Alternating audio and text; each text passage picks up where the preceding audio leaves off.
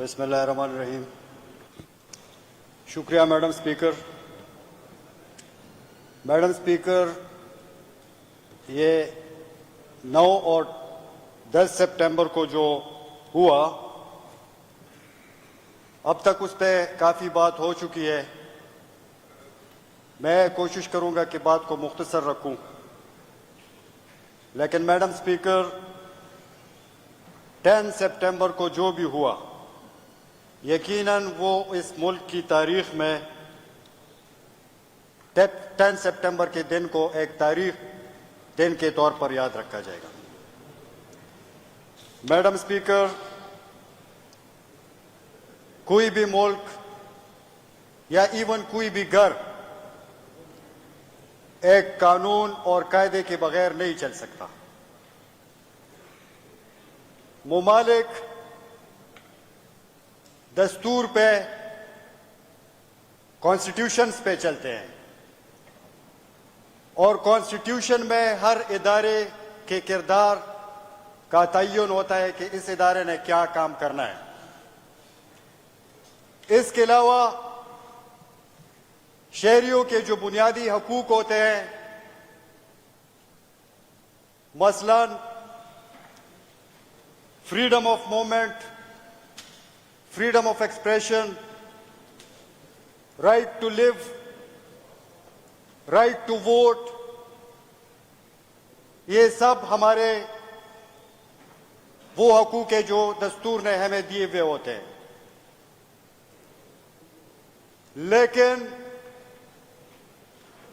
घर के बड़े अगर इन बुनियादी हकूक को सलब करने पे तुल जाए तो सवाल मैडम ये पैदा होता है कि ये घर कैसे चलेगा। मैडम स्पीकर, इज्तिमाई शऊर, कलेक्टिव विजडम एक चीज होती है। कौम 25 करोड़ की ये कौम अपने कलेक्टिव विजडम के जरिए ये फैसला करती है कि हमने कौन सी पार्टी को इक्तिदार में लाना है या किस शख्स को वजारती उज़्मा की कुर्सी पे बिठाना है। और कौम, ये पार्लियामेंट जो है, ये कौम की इज्तिमाई शऊर की अलामत है। लेकिन अगर कौम के उस फैसले को रद्दी की टोकरी में डालते हो और चंद ताले आज़मा डफर्स बैठ के, एफए पास डफर्स पर बैठ के कौम के इज्तिमाई शऊर को रद्द करते हो, तो सवाल ये बनता है कि मुल्क कैसे चलेगा। मैडम स्पीकर साहिबा,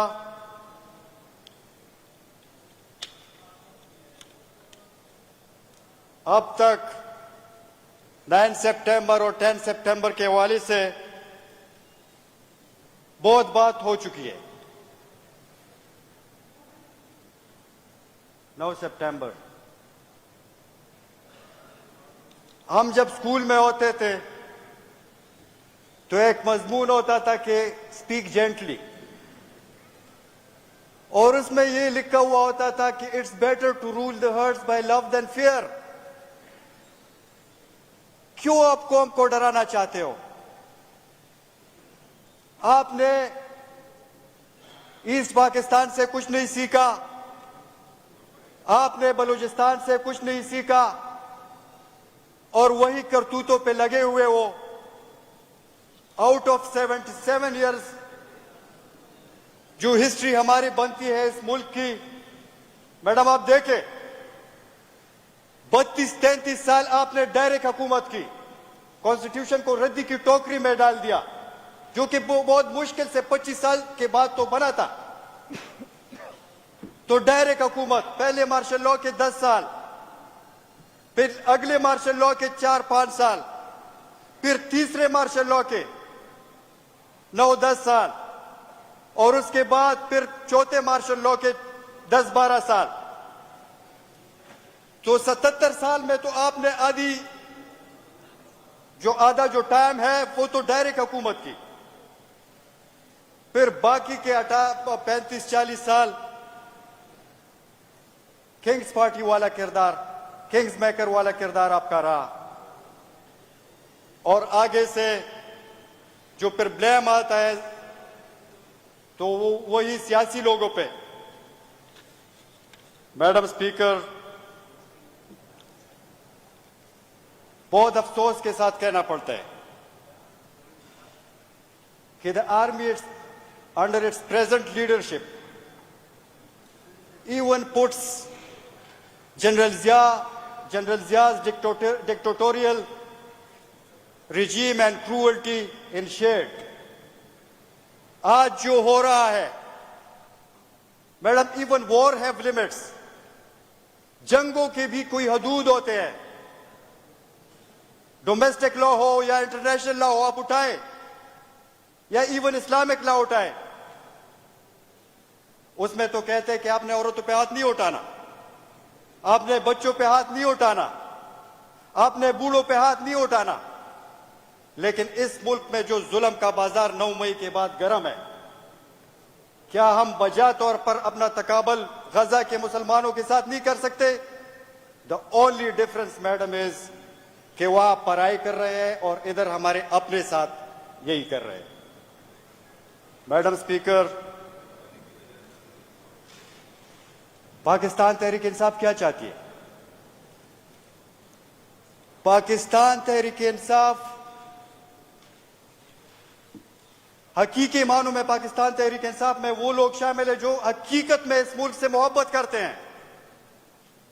हम इमरान खान को एक मसीहा समझते हैं क्योंकि उसने अपने अमल से और अपनी 50 साल पब्लिक लाइफ से यह साबित किया है कि वो वाकई तौर पर इस मुल्क के लिए एक दर्द रखने वाला शख्स है। हम तो पाकिस्तान से एशियन टाइगर बनाना चाहते हैं। हम तो एगलिटेरियन सोसाइटी बनाना चाहते हैं where you uphold the principle of justice for all. ये ना हो कि मरियम बीबी के लिए एक कानून हो और सरदार अली अमीन खान के लिए दूसरा। मैडम आप उठाए, आप चेक करें, आजकल सब कुछ सोशल मीडिया पे मौजूद है। हमारे नेशनल असेंबली के सिटिंग स्पीकर या इवन डिफेंस मिनिस्टर या जनाब मोहम्मद नवाज शरीफ साहब, इन्होंने एस्टेब्लिशमेंट के बारे में क्या कुछ नहीं कहा। एक ने कहा अभिनंदन के मामले पर केस के टांगे कांप रही थी, वो सिटिंग डिफेंस मिनिस्टर है आपका या स्पीकर है नेशनल असेंबली का। मियां साहब ने खुद सिटिंग आर्मी चीफ और उस वक्त के सिटिंग DGI को डायरेक्ट चैलेंज किया, लेकिन उनके लिए एक कानून। और अगर हम कोई बात करें मुस्बत तरीके से, क्योंकि हम पाकिस्तान की भलाई चाहते हैं, हम ईमान से ये समझते हैं कि अगर आपने पाकिस्तान की बेहतरी करनी है तो इस कैदी नंबर 804 को वापस लाना होगा। और सतम जरीफी तो ये है, सतम जरीफी तो ये है कि एक तरफ दुनिया उसको ऑक्सफोर्ड यूनियन का प्रेसिडेंटशिप के लिए नॉमिनेट करती है, दूसरी तरफ खुद अपने मुल्क में आप उसके साथ क्या सलूक कर रहे हो। पाकिस्तान का डायलेमा यह है कि इधर जो भी पॉपुलर लीडर्स गुजरे हैं, इन्होंने किसी को भी तस्लीम नहीं किया, किसी को भी तस्लीम नहीं किया। और मुझे तो अफसोस होता है कि जो पार्टियां अपने आप को जमहूरियत का चैंपियन समझती है, बदकिस्मती से उनका किरदार देखो। अभी ये 19 कॉन्स्टिट्यूशनल अमेंडमेंट जो आ रही है, उनका किरदार जरा देखो, या इवन 10 सितंबर के हवाले से वो मम है या उल्टा उनको सपोर्ट कर रहे हैं। परसों एक कानूनी इजाजत के बावजूद कि जबकि हमें कानून और आईन इजाजत देता है कि जाओ जलसा करो, एक इलेक्टेड सीएम जो कि यहां के 5 करोड़ अवाम का नुमाइंदा है, उनके साथ आपका सलूक देखो। अगर मुल्क को सही मानों में चलाना है अगर यहां इकोनॉमिक स्टेबिलिटी लानी है तो इसमें कोई दूसरी राय नहीं है कि आपकी जो सियासी एक अमन ना हो, मुल्क में सब चीजें कॉन्स्टिट्यूशन के मुताबिक ना हो, तो आपकी इकोनॉमिक स्टेबिलिटी पॉलिटिकल स्टेबिलिटी के बगैर नहीं आ सकती। और अगर पॉलिटिकल स्टेबिलिटी आपने लानी है तो पाकिस्तान तहरीक इंसाफ को अपनी स्पेस देनी है, तब जाके आपकी इकोनॉमिक स्टेबिलिटी आएगी और ये मुल्क आगे चलेगा। आज मैडम सबसे ज्यादा जरूरत इस अमर की है कि तमाम सियासी जमातें, पाकिस्तान के तमाम पॉलिटिकल स्टेक होल्डर जो है वो आए और बैठे कि इस मुल्क को किस तरह चलाना है। आया जो इन 75 साल में जो तौर तरीके रहे हैं उस तरीके से इस मुल्क को चलना है कि कौम एक फैसला करे अपने वोट के जरिए से, और आप कौम की राय को रद्द करके विक्ट्री को डिफीट में तब्दील कर देते हो। सुप्रीम कोर्ट में ऐसे जजेस को लाने की कोशिश करे गैर आईनी तरीकों से, और जब इसमें उनमें भी नाकामी हो तो फिर प्रेसिडेंशियल ऑर्डिनेंस के जरिए कि किरदार क्या होना चाहिए। तो पहले तो ये डिसाइड करना पड़ेगा कि आया इस मुल्क को कॉन्स्टिट्यूशन के जरिए चलाना है या कॉन्स्टिट्यूशन को साइड पे रख के दूसरे तरीकों से चलाना है। और ये हम सब जो पार्लिमानी जमातें हैं, जो सियासी जमातें हैं इस मुल्क की, परसों फाजिल दोस्त ने कहा कि सियासत एक साइंस है। मैं कहता हूं कि politics is the finest art and the most creative profession, लेकिन इस सब के लिए, पार्लियामेंट की बालादस्ती के लिए, रूल ऑफ लॉ के लिए, इसकी सुपरमेसी के लिए, कॉन्स्टिट्यूशन के लिए, हम सबको मिल के बैठना पड़ेगा और ये सोचना पड़ेगा कि हमारी ये छोटी सी जो हिस्ट्री रही है इससे सीखना, एटलीस्ट सीखना पड़ेगा कि फ्यूचर में हमने अपने नेक्स्ट जनरेशन्स को कैसा मुल्क देना है। जनाब स्पीकर, आखिर में मैं इस मौके से फायदा उठाते हुए बुनेर में